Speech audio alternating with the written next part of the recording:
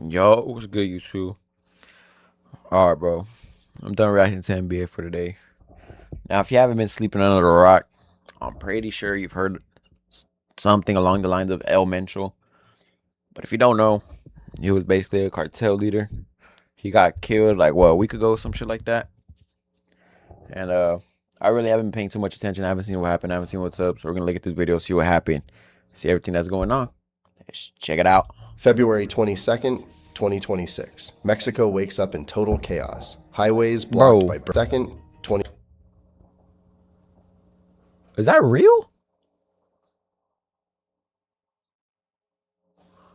Dog, there's one, two, probably three, four, five, six, seven. What the fuck? 2026. Mexico wakes up in total chaos. Highways blocked by burning vehicles, supermarkets set on fire, airports in panic, and flights canceled. At first glance, it seems like the beginning of a civil war, but Yo, bro, sometimes I be thinking if it's better.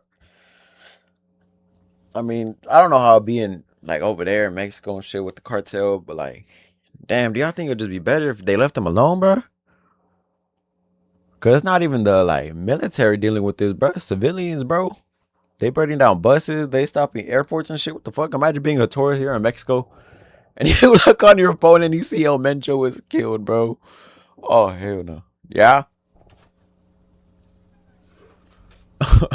this wave of simultaneous Oh hell violence no. is the desperate reaction to one What happened? single piece of news. Nemesio Oseguera I'm watching a Cervantes, video. better known as El Mencho, the leader of the What extremely happened? powerful and bloodthirsty Jalisco New Oh, my Generation bad. cartel, has been killed. After years of a manhunt, the elusive drug lord has met his end. To understand the enormity of what happened in February 2026, we must take a step back and understand who was the man that terrorized an entire nation. Born in 1966 in Michoacan, El Mencho did not love public life and the spotlight like other drug traffickers.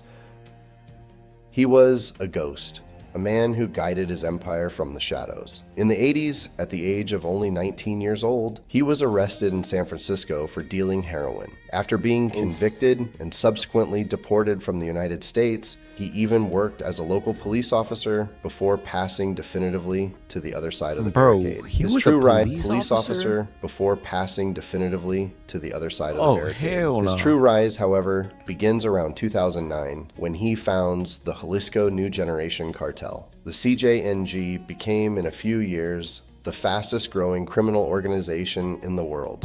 In addition to Bro, their flooding cartel members be looking the like straight fastest fucking military members, bro.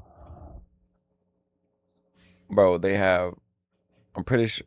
Nah, hell nah, bro.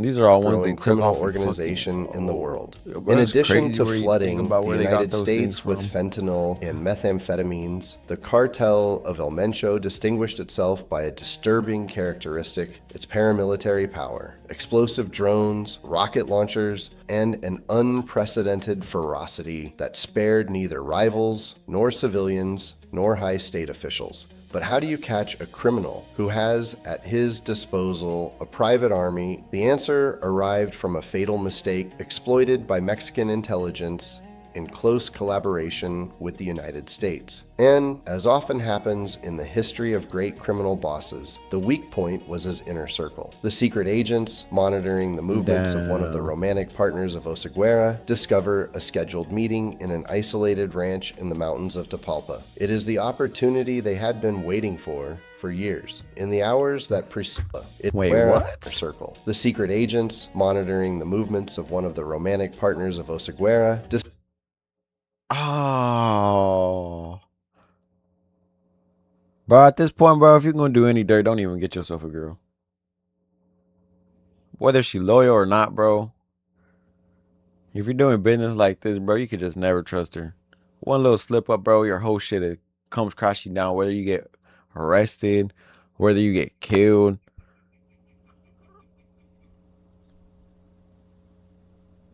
Damn.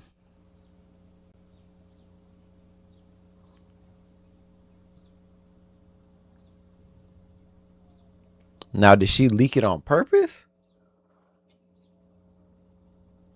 Or she was just being dumb and she sent a discover a message. scheduled meeting in an isolated ranch in the mountains of Damn. Tapalpa. It is the opportunity they had been waiting for years. She probably was In telling the one. hours that precede the dawn of Sunday, February 22nd, the trap is sprung. Special forces and infantry, supported by helicopters, surround the area. But the reception is brutal. The personal guard of El Mencho opens fire with grenade launchers and heavy weapons to cover this. El Mencho opens fire. Bro, it shows a fucking AR-15 right here, bro. Then it says grenade launchers and heavy weapons to cover the escape of the boss, who throws himself desperately into the thick surrounding woods. El Mencho is tracked down among the trees, severely wounded by bullets, together with 2 of his bodyguards. He is captured alive. The military authorities organize an emergency air transfer towards a hospital in Mexico City, hoping to save him to put him on trial. But it is too late. Nemesio Oseguera Cervantes dies in flight. At 59 years old, the reign of terror of El Mencho closes.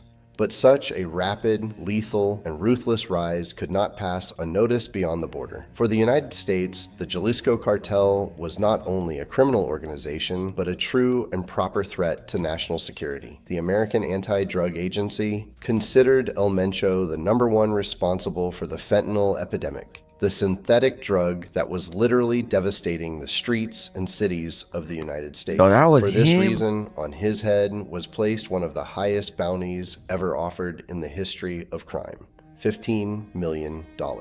Behind the scenes, the political pressure if I would have Washington went to go catch Buddy, on bro, the I could have Mexican turned around and government got me had 15 become M's. unsustainable. American intelligence started to weave an Should have been the invisible one that net, intercepted that intercepting fucking message, bro. encrypted communications and employing high-altitude surveillance drones. Without this massive technological support, and without the continuous tip-offs from the United States, finding the ghost would have been almost impossible. The final objective of the Americans was clear: capture him alive and extradite him to bury him in a maximum security prison in Colorado, exactly as had been done with El Chapo. If they getting caught, bro, they have grenade launchers, they have rocket launchers, they're sending encrypted messages, they're sending all this shit, and they still get their shit decoded and they still get caught, bro. This dude's nickname was the Ghost. Bitch, like a ghost UAV, bro. You ain't seen where nobody's at. They ain't seen where you're at. Nothing, bro. Like, and people be, bro, how the fuck do people get away with stealing cars over here, bro? No way, bro. No way you're over here. You could crack a code, but you can't fucking track someone that took a car. As soon as the news of his death spreads, the CJNG literally unleashes hell. The cartel's protocol is clear: create the most total chaos to terrorize the government and paralyze the army's movements. In a few hours, over 85 narco blockades are registered in 20 different states. Fundamental cities like Guadalajara are completely paralyzed. Prisons are assaulted, including a violent prison break in Puerto Vallarta.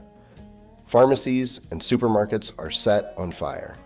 The government finds itself forced to deploy a colossal force, over 10,000 troops in a few days, to quell the riots, in a true and proper display of military force that costs the lives of dozens of National Guard agents and suspected criminals. The killing of El Mencho is without a doubt a monumental blow. But the bloody history of Mexican drug trafficking teaches a harsh lesson. When you cut the head off the snake, often others are born. We already saw it in 2016 with the definitive capture of precisely Joaquin El Chapo Guzman. At the time, it was the power vacuum left by the arrest of El Chapo that allowed El Mencho and his newly born Jalisco cartel to expand like wildfire.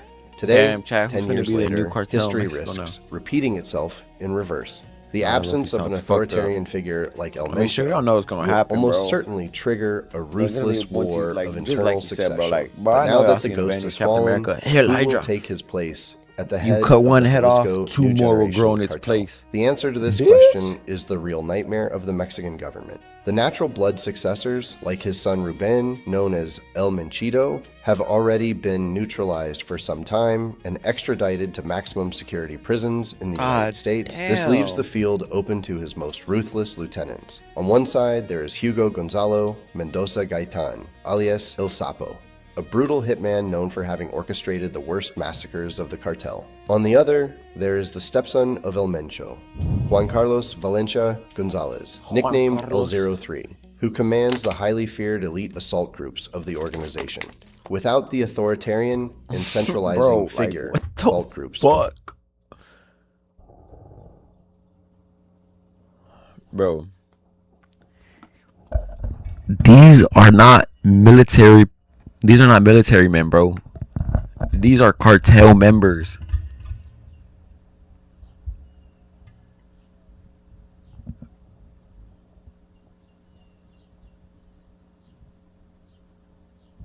Bro, think about, bro, this is not supplied by the US fucking government, bro. They got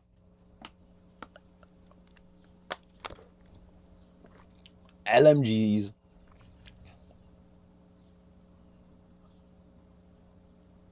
fucking the heavy sniper from Fortnite, double pump shotgun, RPGs.